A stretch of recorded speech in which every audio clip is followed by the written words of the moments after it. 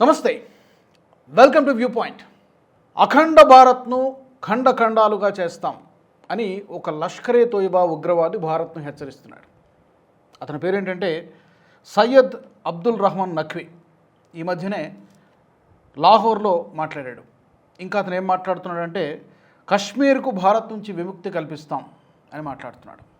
ఇది ప్రతి ఏటా కూడా ఫిబ్రవరి 5వ తారీఖున అక్కడ కశ్మీర్కు సంఘీభావ దినోత్సవంగా వాళ్ళు జరుపుకుంటూ ఉంటారు. లాహోర్లోనో ఇస్లామాబాద్లోనో ఎక్కడో ఒక చోట కొన్ని కార్యక్రమాలు నిర్వహిస్తూ ఉంటారు.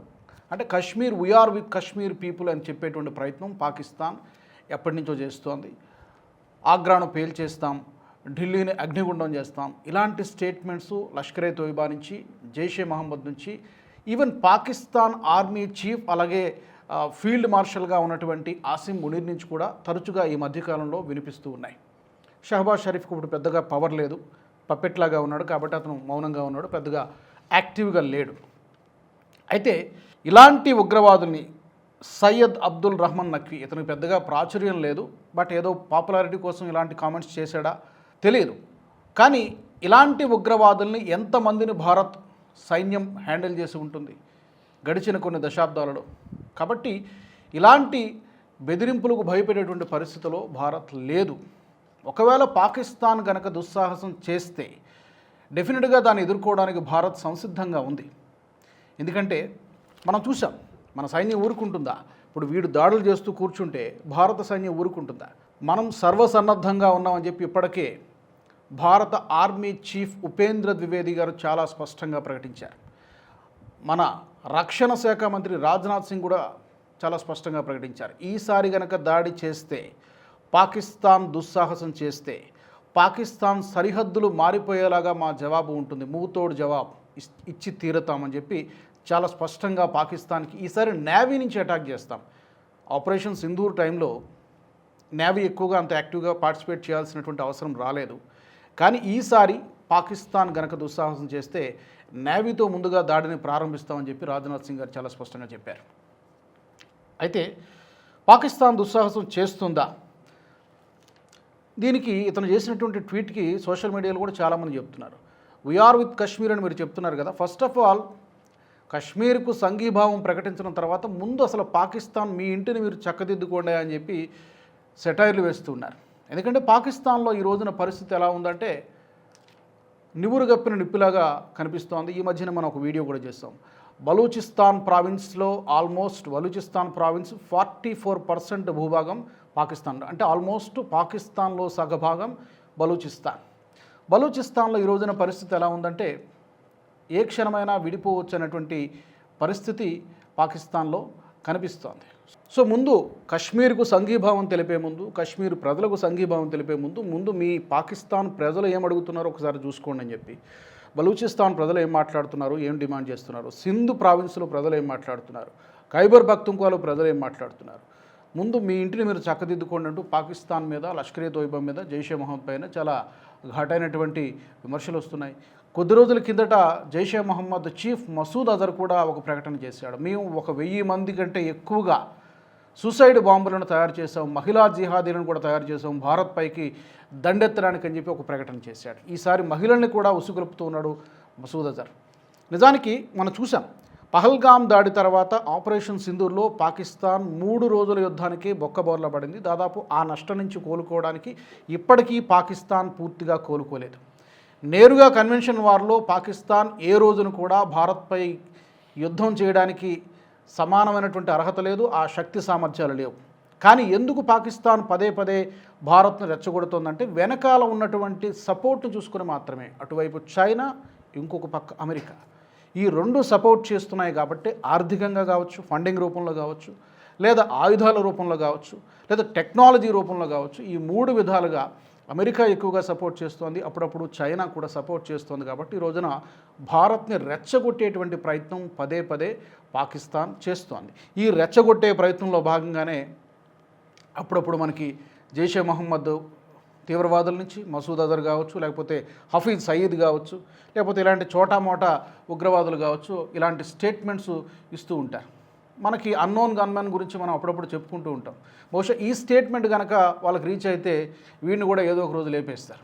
గడిచిన సంవత్సరం 2 సంవత్సరాల కాలంలో సుమారుగా 100 మంది ఇలాంటి ఉగ్రవాదులను ఈ అజ్ఞాత వ్యక్తులు లేపేశారు. చాలా మిస్టీరియస్ కండిషన్స్లో డ్రమాటిక్గా వీళ్ళందరినీ కూడా లేపేసినటువంటి పరిస్థితి. ఈవెన్ పాకిస్తాన్ కూడా పబ్లిక్గా ఒప్పుకోలేదు, అలాగని బాహాటంగా గొంతెత్తి అరవడం లేదు. తేలుకుట్టిన దొంగలాగా నక్కి ఉండాల్సినటువంటి పరిస్థితి పాకిస్తాన్కి ఈ రోజున కనిపిస్తుంది. అండ్ ఒకవేళ పాకిస్తాన్ దుస్సాహసం చేస్తుందా లేదా అని పక్కన పెడితే, చేస్తే గనక చేసే అవకాశం ఉంది.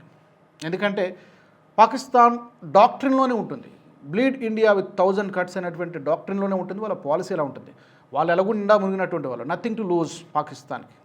అన్ని విధాలుగా ఆర్థిక సంక్షోభము, రాజకీయ సంక్షోభము, అన్ని విధాలుగా నిండా మునిగినటువంటిది పాకిస్తాన్. కాబట్టి కొత్తగా పాకిస్తాన్ కోల్పోయేది ఏమి ఉండదు. కానీ భారత్ ఎమర్జ్ అవుతోంది, ఫాస్ట్గా డెవలప్ అవుతున్నటువంటి, అభివృద్ధి చెందుతున్నటువంటి దేశం.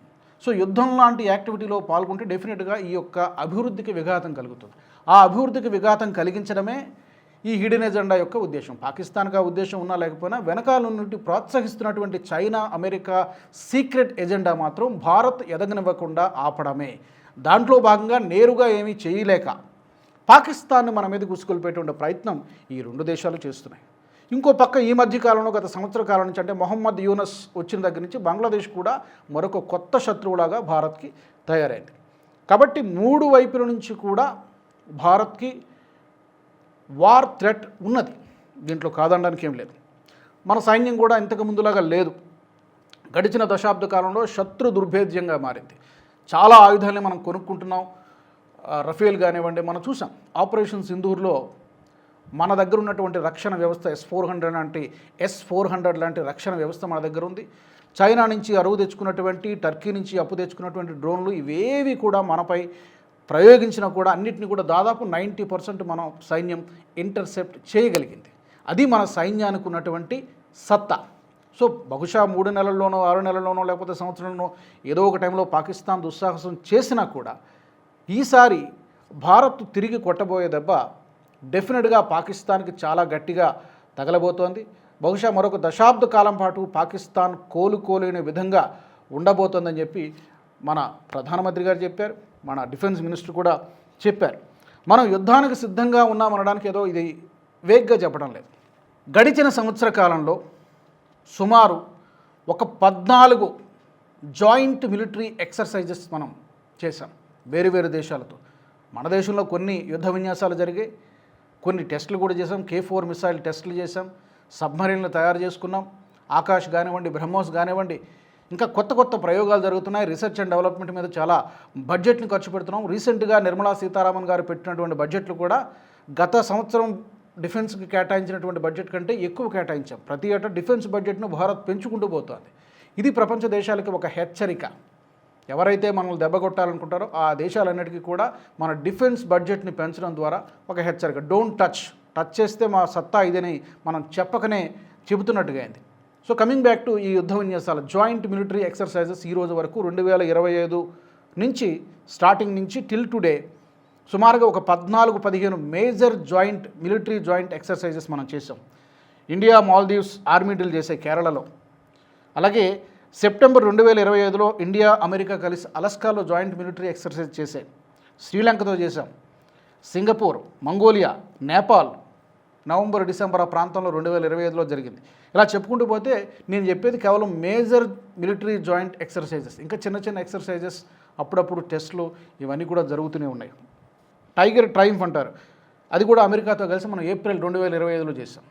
కాబట్టి యుద్ధానికి ఏదో ఇప్పుడు మనం రాత్రికి రాత్రి ప్రిపేర్ కావాల్సినటువంటి అవసరం లేదు. ఎందుకంటే మన పరిస్థితి జియో పొలిటికల్గా మనకున్నటువంటి పరిస్థితి తెలుసు. కాబట్టి మన నేవీ, ఆర్మీ, ఎయిర్ ఫోర్స్ అన్ని విధాలుగా మనం యుద్ధానికి సర్వసన్నద్ధంగానే ఉన్నాం.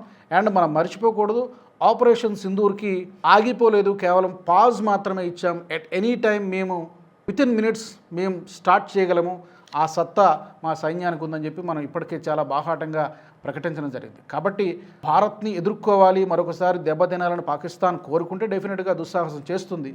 లేదు ఇప్పటికే మన ఇన్ఫ్రాస్ట్రక్చర్ దెబ్బతింది, మనం ఫినాన్షియల్గా చాలా దెబ్బతిన్నాం అనుకుంటే మాత్రం పాకిస్తాన్ దుస్సాహసం చేయదు. పాకిస్తాన్ దుస్సాహసం చేసినా చేయకపోయినా కూడా భారత్ సర్వసన్నద్ధంగా ఉంది అనేది మాత్రం మనం ఇక్కడ మర్చిపోకూడదు. కాకపోతే ఆందోళన చెందాల్సినటువంటి అవసరం లేదు, అప్రమత్తంగా ఉండాల్సినటువంటి అవసరం మాత్రం ఉంది. ఎందుకంటే పాకిస్తాన్ కుక్కతో ఒక వంకర బుద్ధి అంటారు కదా, డెఫినెట్గా అతికినట్టుగా సరిపోతుంది పాకిస్తాన్కి. ఎన్ని యుద్ధాల్లో ఓడిపోయినా మళ్ళీ కొంత సమయం తీసుకొని భారత్ని కవిస్తూనే ఉంటుంది. భారత్పై అడపా బోర్డర్లోనో ఎక్కడో చోట దాడులు చేస్తూనే ఉంటుంది.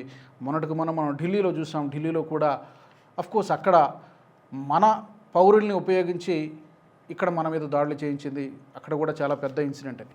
కాబట్టి చిన్న ఇన్సిడెంట్లు జరిగితే జరగవచ్చు, కానీ ఎక్కడ జరిగినా కూడా సర్వసన్నద్ధంగా ఉండాల్సినటువంటి అవసరం, అప్రమత్తంగా ఉండాల్సినటువంటి అవసరం తప్పకుండా ఉంది.